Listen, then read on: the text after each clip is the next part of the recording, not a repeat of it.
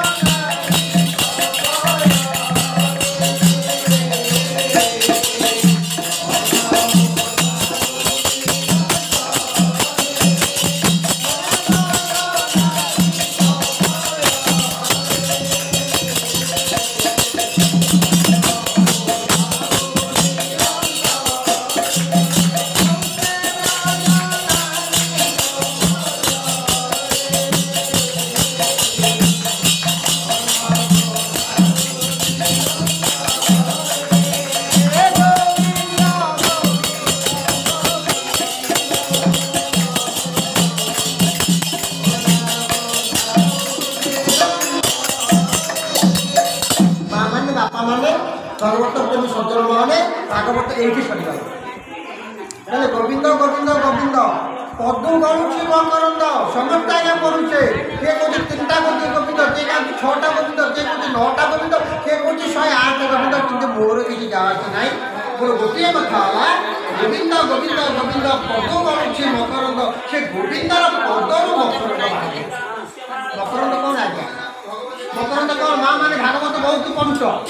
मकरंद क्या कहते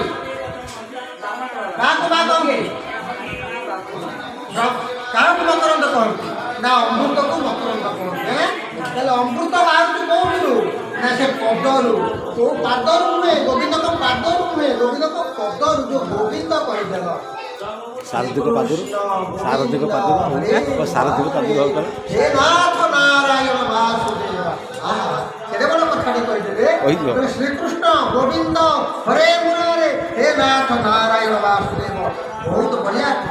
अर्थपूर्ण भावपूर्ण आम शरीर को सदा सर्वदा समर्पित करार भाव ये गोटिक श्लोक अच्छी माँ मैंने अमृत कौटे अच्छी अमृत अच्छी आमर ये गोविंद जो मानने मकरंद सदृश गोविंद कहला बेले जो आमको आनंद आसे आम मन में गोटे शांति आसे गोटे शीतलता आसे गोटे नम्रता आसे अमृत क्या कहते अमृत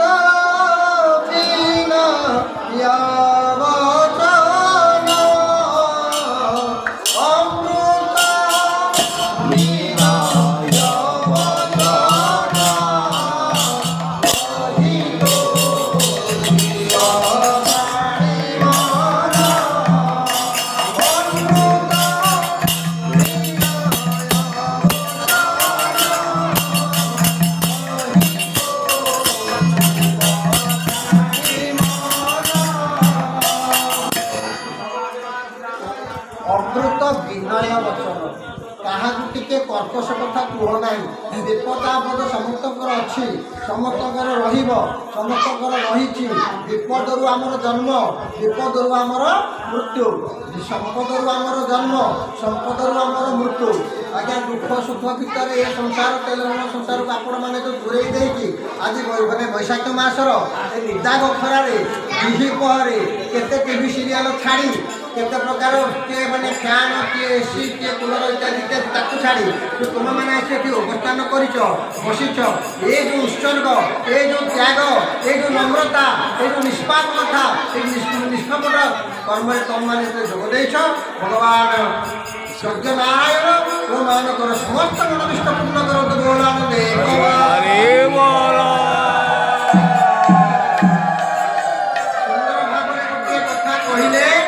କହିଲେ ଯଜ୍ଞ ସୃଷ୍ଟି ଜନମୟୀ ସେ ଯଜ୍ଞ କର୍ମ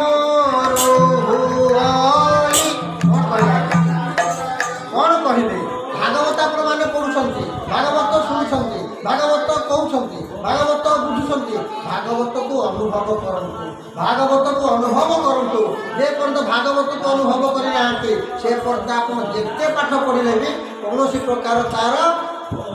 ପ୍ରତିକ୍ରିୟା ଆପଣଙ୍କ ଉପରେ ପଡ଼ିବ ନାହିଁ।